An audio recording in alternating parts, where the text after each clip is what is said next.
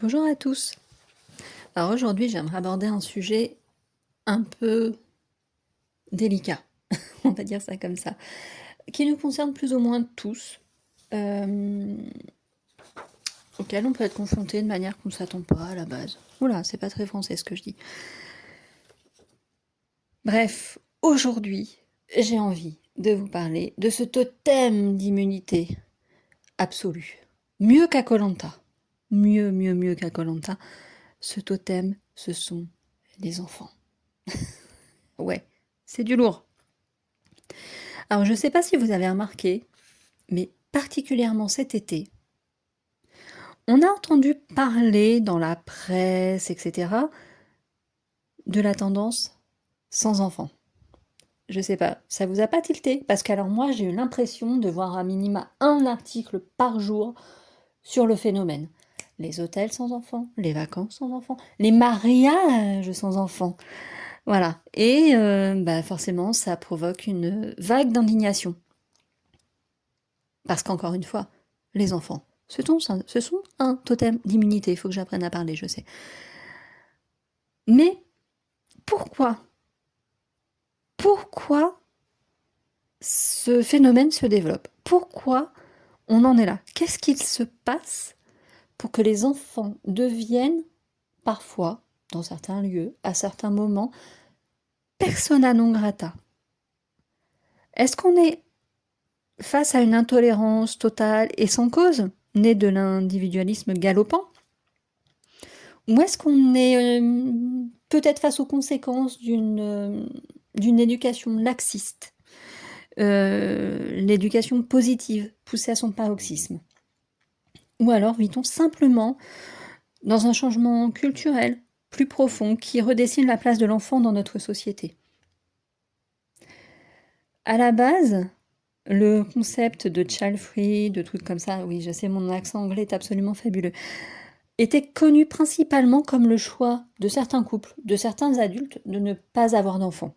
Voilà, c'était un choix personnel, individuel. Oui, qui relevait d'un mode de vie, d'un choix de ne pas imposer la vie dans un monde qu'on ne considérait pas viable à un enfant. Enfin bref, voilà, c'était vraiment quelque chose de personnel.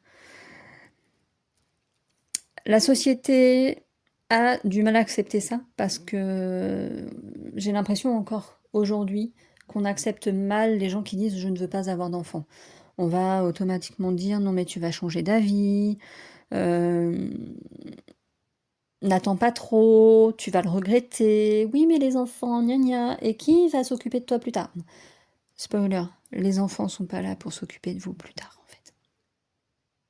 Allez faire un tour en maison de retraite, vous allez voir le nombre de personnes qui n'ont pas la visite de leurs enfants, petits-enfants.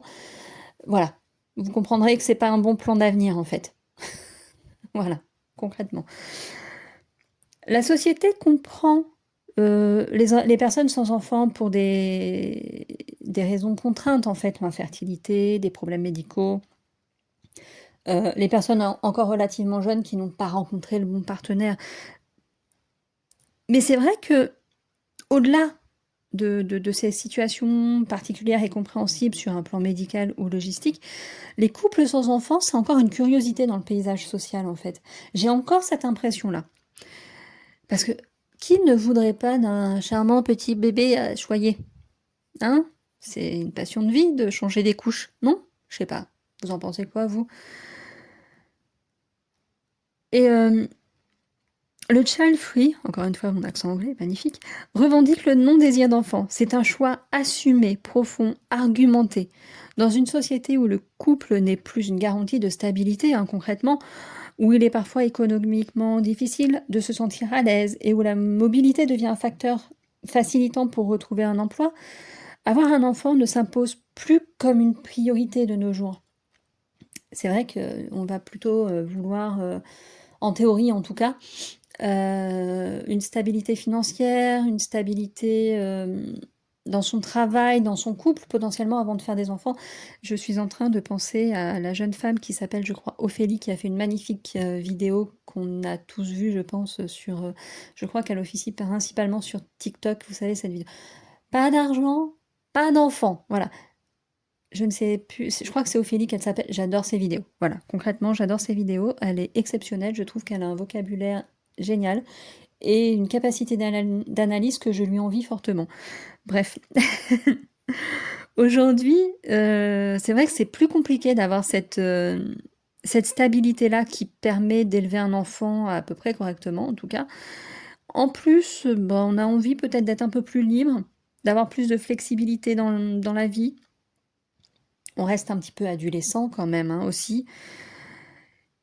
Et puis la société, l'évolution de nos loisirs, de nos mentalités fait qu'on peut envisager un épanouissement autrement que par la parentalité. Mais c'est un choix qui reste assez incompris. On est souvent taxé d'égoïsme, oui, je m'inclus dedans. On est souvent taxé d'égoïste, d'immature, et encore une fois, cette menace, tu vas le regretter plus tard. Et l'entourage fait pression, sans chercher à comprendre forcément la vision différente de l'avenir qu'on peut avoir, ou les peurs qui peuvent être liées à une parentalité mal gérée. Des peurs qui peuvent venir de sa propre enfance d'ailleurs, hein, au passage. Mais peu à peu, la tendance grandit et s'exporte dans une sphère plus publique de la société.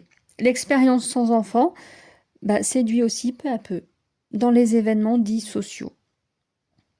Et il n'a pas fallu très longtemps finalement pour que des entrepreneurs, des professionnels assez novateurs, assez rusés, se disent qu'il y avait un filon à prendre. C'est un vrai argument marketing maintenant, j'ai l'impression. C'est pas encore la majorité, hein, faut arrêter. J'ai vu passer un truc qui limite disait que bientôt les enfants allaient être persona non grata partout. Non, les enfants sont acceptés dans la majorité, l'extrême majorité des lieux. Mais c'est vrai que certains endroits mettent en avant pour une soirée, pour un séjour, voilà, pour certains temps particuliers, du sans-enfant. Voilà, ouvert aux adultes, mais pas aux enfants. J'ai même envie de dire qu'il y a même des endroits qui vont être ouverts que aux femmes. On y reviendra plus tard dans mon script, je crois. Je crois pas, j'en suis sûre. Vous verrez.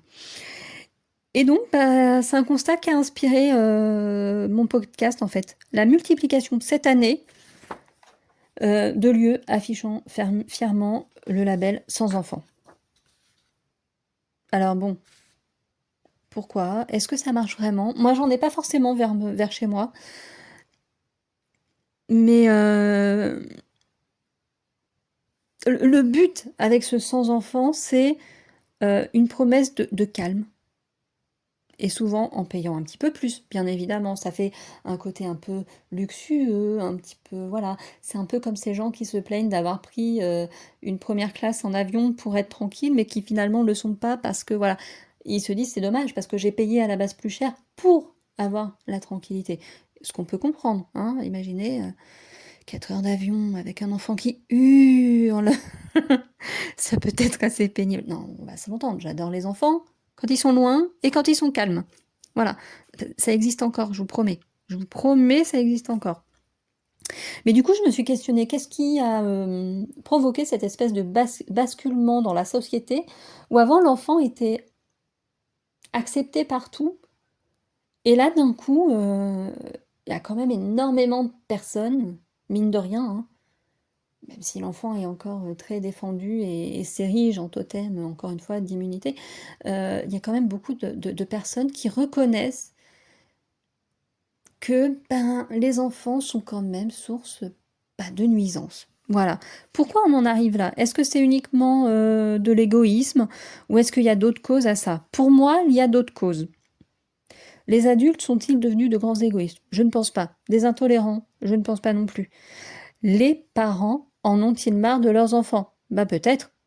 Regrettent-ils leur année de liberté où sortir jusqu'à 5 h du matin était possible? Peut-être aussi. Car on pourrait croire que ces espaces et ces soirées, mariage, sans enfants, sont prisés uniquement des célibataires. Eh bien pas du tout. Et c'est là où je vous dis qu'on va y revenir. Ce que je vous disais tout à l'heure. Eh bien un bar de Rouen a organisé avec succès un événement « Maman va danser ». Et alors là, maman, elle ne s'est pas débarrassée que des enfants qu'elle a laissés à papy-mamie ou à papa. Parce qu'elle a décidé de se débarrasser de papa aussi. Si papa il y a. Encore dans les parages. Donc, plus que les enfants, c'est le compagnon aussi que madame ne veut pas dans les parages pour avoir un moment de décompression entre femmes et sans souci. C'est inspiré d'un concept allemand. Est-ce que ces soirées se pérenniseront? Visiblement, à l'époque, c'est en fin 2024, je crois. Cette soirée, j'ai pas vu d'autres trucs, voilà, d'autres articles. Est-ce que ça va se pérenniser? Ouais, il me semble que d'autres étaient prévus en tout cas. Alors, si on peut comprendre que les parents aient besoin de souffler durant une soirée, les mamans particulièrement, sur qui pèse une charge mentale assez importante au niveau des charges des tâches domestiques, on peut aussi se demander pourquoi il est plus difficile d'assumer aujourd'hui ce qu'assumaient nos anciens avant sans broncher. Est-ce que la clé de compréhension ne peut pas se trouver dans un phénomène que la société nous impose désormais, en fait, une vie totalement millimétrée, le manque de lieux calmes et reposants dans la journée. On va au supermarché, il faut se taper les transports en commun, les bureaux open space, et le soir, potentiellement même à la maison, avec la vie en immeuble. Les vies très très rapprochées, on vit souvent les uns sur les autres, en immeuble, en lotissement. Les gens sont potentiellement aussi un petit peu plus individualistes et donc sans gêne, ne réfléchissant pas que potentiellement le voisin, parfois il a besoin d'être tranquille et que la fiesta, c'est pas tous les soirs, la fiesta, c'est pas constant, la fiesta, c'est pas H24 non plus. Et donc on manque peut-être de ces moments de pause que nos anciens avaient peut-être un peu plus. Parce que si les emplois avant étaient un peu plus durs, il y avait aussi cette déconnexion qui était possible quand on rentrait à la maison.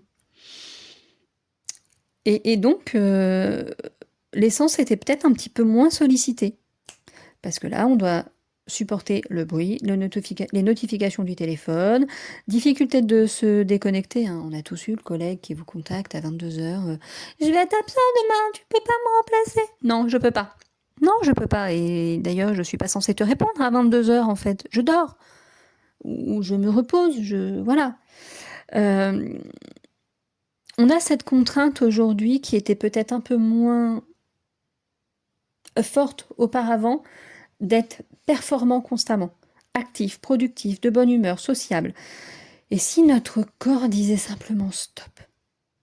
Et si notre esprit avait envie de se divertir, mais sans sursollicitation?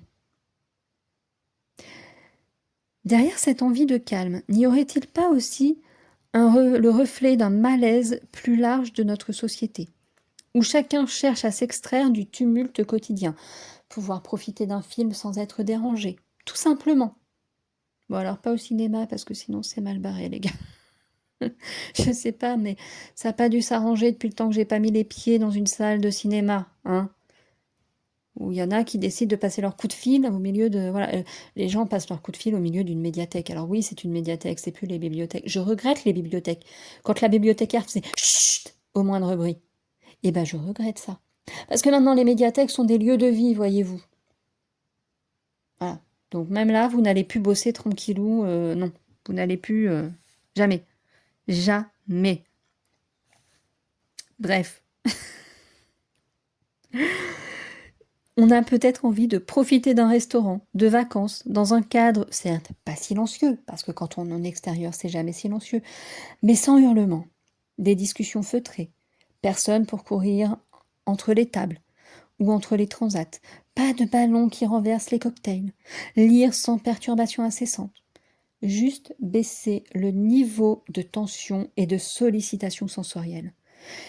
Et si les enfants au final n'étaient pas le souci? Pas globalement en tout cas. Et si le souci était au contraire les parents passifs qui utilisent les enfants comme un totem d'immunité? On y revient à ce totem d'immunité. Une excuse pour être bruyant et envahissant. Nous avons tous fait cette expérience d'être attablés au restaurant. Tout est calme, jusqu'à l'arrivée d'une joyeuse famille qui considère l'établissement comme son salon personnel. Le petit dernier qui pleure sans que rien ne soit fait pour le calmer, le plus grand qui court partout, enquiquine les clients installés devant leurs assiettes, et les parents qui ne comprennent pas que les regards agacés se dirigent vers eux régulièrement. Pourtant, il est tout à fait possible d'être en présence d'enfants sans subir de désagréments. Je prends pour exemple une soirée que j'ai faite très récemment, un vendredi soir. Je décide de me rendre dans un bar où il est proposé un concert de jazz. Du jazz, trop bien. Ma première constatation, quand je fais un tour de table des yeux, c'est qu'il y a beaucoup d'enfants. Je me dis, zut, crotte alors. Zut. Alors je comprends, hein, les parents, le cadre est agréable, c'est un bar qui a un peu un bar de plage entre guillemets, même si je suis pas du tout à la plage, mais avec beaucoup d'accès sur l'extérieur, etc. Il y a des aires un peu de jeu où les parents peuvent un peu courir, les enfants pardon peuvent un peu courir, tout ça. Donc c'est tentant d'emmener les enfants. Je suis restée environ 1h30. Et vous savez quoi? Il n'y a pas eu un pleur. Il n'y a pas eu un cri. Pas un enfant malheureux ligoté sur sa chaise, je vous promets. Aucun enfant n'a été maltraité. Parce que souvent, quand on dit que des enfants sont sages, on dit mais ils sont malheureux. Non, ils sont pas malheureux. Les enfants ont été joués. Les enfants avaient de quoi s'occuper, en fait, tout simplement. Et les parents ont profité sans cri, sans rien. Il n'y avait pas un bruit plus haut que l'autre. C'était hyper agréable. Et tout ça avec énormément de tables où il y avait des enfants. C'était terriblement, extrêmement reposant. D'ailleurs, j'avais envie de m'endormir en fait sur ma chaise. Le concert était super agréable aussi, très calme, très jazzy. Du coup, ma question, elle est, est-ce que ce serait pas une question d'éducation donc? Je vous avoue que l'établissement où j'étais était relativement onéreux, on va dire, au niveau des tarifs. Donc ça, je déteste les clichés, mais quand même, du coup, c'est pas la même population forcément qu'à McDo. Et forcément, c'est donc pas forcément la même éducation. Et c'est terrible à dire, parce que ça veut dire qu'il y a des parents laxistes et des parents qui le sont beaucoup moins. Et quand on est face à des parents qui le sont beaucoup moins, on a des enfants qui ne sont strictement pas malheureux, mais qui ont des limites, qui ont des règles. Et ça rend la soirée agréable vraiment pour tout le monde. Donc, je pense pas que le but de la tendance sans enfants soit d'invisibiliser les enfants. Dans la sphère privée, la sphère du couple, c'est un choix personnel. Dans la sphère publique, sociale, l'envie d'un sas de décompression me paraît assez évidente. Je reviens sur notre société qui implique beaucoup de sollicitations sensorielles, sociales, des sollicitations qui n'existaient pas forcément avant. Téléphone portable par exemple, qui peut constituer une charge mentale insoupçonnée. Le droit à la déconnexion peine à s'imposer, mine de rien. Recevoir un appel de son employeur en dehors des heures de travail, c'est illégal, mais ça arrive. Les amis, les familles qui envoient des messages pour pas grand-chose. Vous savez, la dernière vidéo des chatons marrants? Les lieux publics plus bruyants, avec des personnes qui téléphonent sur haut-parleur, parce que sinon ce n'est pas fun. De la musique au haut-parleur, parce que sinon ce n'est pas fun. Bref, la société est assez agressive au niveau du bruit, au niveau de ce qu'il y a à gérer de l'extérieur. Et avouons-le, avec la tendance de l'éducation positive, Montessori et tout ça, qui ne sont pas de mauvaises techniques en soi, mais appliquées sans connaissance par certains parents, eh ben on se retrouve avec des enfants qui ne connaissent plus les limites. Allez, vous aussi, vous avez vu tourner cette petite vidéo d'une maman dite Montessori qui expliquait qu'elle était arrivée dans un restaurant qu'elle connaissait visiblement et que son enfant avait sa table et que malheureusement sur cette table, eh ben, une famille était déjà installée et qu'elle a eu quand même, disons-le, le culot d'aller demander à la famille de se pousser parce que c'était la table de son enfant. La famille a refusé, bien évidemment. Enfin, et donc on en est à ce point-là où l'enfant est placé tellement roi dans certaines familles, l'excuse à tout en fait, à aller enquiquiner les gens concrètement, qu'on en arrive à ces situations-là où on arrive et on va demander à une famille de bouger. C'est un truc de fou. Quand j'ai vu cette vidéo, je me suis dit mais what? Pourquoi? Pourquoi tant de haine? Pourquoi tant de sans-gêne? Pourquoi à un moment donné ça percute pas? Surtout si l'autre famille avait aussi des enfants, peut-être que c'est leur tape préférée aussi, en fait. Voilà. Le concept du j'arrive après, je fais avec ce qui reste, en fait. Voilà. Je pourrais revenir sur la vie en immeuble, encore une fois, où je vais vous saouler avec ça, mais c'est des perturbations avec des enfants, encore, toujours, éternellement. Et on ne peut rien dire parce que ce sont des enfants et il faut qu'ils jouent. Oui, un appartement, c'est pas une cour de récré, c'est pas un stand de cris, c'est pas... Voilà, c'est un appartement. Un appartement. Moi, des moments, je me dis, c'est pas la police qu'il faut appeler, c'est les services sociaux, en fait. Je vous promets, je me dis que les enfants sont hyper malheureux, voire maltraités au final. Et c'est dérangeant. C'est dérangeant dans le quotidien de ceux qui entourent tout ça. On se sent plus chez soi, on se sent plus tranquille pour se reposer, pour travailler, pour enregistrer des podcasts, des vidéos, filmer, tourner des tirages de cartes, interpréter des tirages de cartes, etc., etc. Du coup, je vais conclure sur ça. Les enfants ne sont pas un totem d'immunité, ou en tout cas ne le devraient pas. Ce n'est pas un totem d'immunité. Les enfants sont une responsabilité. Quand on décide de faire un enfant, c'est pour éduquer un futur citoyen. D'ailleurs, un citoyen tout court. Dès l'instant où l'enfant naît, il est citoyen. Alors on peut comprendre qu'un enfant n'ait pas toutes les règles. Et parfois qu'il ait envie de les tester aussi. C'est normal. Ça fait partie de la construction de l'enfant. Par contre, quand on vit en collectivité, quand on est en extérieur, il est du devoir du parent de se dire que l'enfant n'a pas à gêner quotidiennement, constamment, l'entourage, les gens qui n'ont rien demandé. Le problème est effectivement que on a cette excuse constamment du « oui, mais c'est un enfant ». Encore une fois, c'est un totem d'immunité. Je ne sais pas si on va revenir à quelque chose de plus sain, parce que je ne suis pas convaincue que ça rende les enfants plus heureux, en fait. De leur laisser faire absolument tout ce qu'ils veulent, de les occuper avec un téléphone à la main, de les laisser hurler, de les laisser ci, de les laisser ça. Encore une fois, si je prends mon exemple personnel, je sais par d'autres voisins que les enfants qui me dérangent, moi, entre guillemets, très régulièrement, quand ils sont chez eux, parfois à 2h du matin, ils ne dorment pas et que ça hurle encore dans l'appartement. Comment voulez-vous que les enfants soient calmes dans la journée, soient reposés ? J'ai pas eu forcément non plus des heures de coucher très très très très correctes et tout. Mais on était au calme. On était devant la télé, par exemple. Alors c'est pas forcément non plus la nounou d'enfer, hein, voilà. Mais on hurlait pas et je pense qu'on n'avait pas intérêt à l'époque. Je pense qu'on n'avait pas intérêt du tout. Je me demande vraiment si les enfants actuels qui sont dans ces conditions-là, érigés en totem d'immunité. Il y en a plein. Oui, mais moi j'ai un enfant. Oui, mais moi j'ai un enfant. Oui, et donc j'ai une voisine comme ça. Oui, moi j'ai des enfants et il faut qu'ils dorment, ils sont scolarisés. Ah oui, mais tout le monde a besoin de dormir à un moment donné, hein, choupinette. Hein. Tout le monde. Tout le monde. Tout le monde a le droit à sa tranquillité. Tout le monde. Voilà. Quand on va au restaurant, c'est pareil. Pour les personnes qui peuvent se le permettre, quand on va au resto, c'est effectivement pas pour entendre les gamins hurler. Voilà. Comment conclure tout ça, du coup ? Les enfants ne sont pas un totem d'immunité. C'est aux parents de leur fixer des règles, à condition que les parents aient eux-mêmes des règles qui leur ont été inculquées.